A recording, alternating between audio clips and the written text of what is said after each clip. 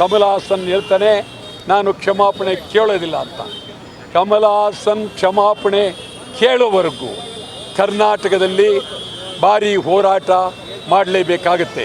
ಬರೀ ಕಮಲ್ ಹಾಸನ್ ಚಿತ್ರ ಒಂದೇ ಅಲ್ಲ, ತಮಿಳುನಾಡಿನ ಮುಖ್ಯಮಂತ್ರಿ ಸ್ಟಾಲಿನ್ ಕಮಲ್ ಹಾಸನ್ಗೆ ರಾಜ್ಯಸಭೆ ಕೊಡೋದು. ಕಮಲ್ ಹಾಸನ್ಗೆ ಹೇಳಬೇಕು, ಮೊದಲು ನೀವು ಹೇಳಿರ್ತಕ್ಕಂಥ ಕನ್ನಡದ ಬಗ್ಗೆ ನೀವು ಮಾತಾಡಿರ್ತಕ್ಕಂಥ ಅತ್ಯಂತ ಕೀಳು ಮಟ್ಟದ ಭಾಷೆಯನ್ನು ಹಿಂದಕ್ಕೆ ಪಡಿಬೇಕು, ಕ್ಷಮಾಪಣೆ ಕೇಳಬೇಕು.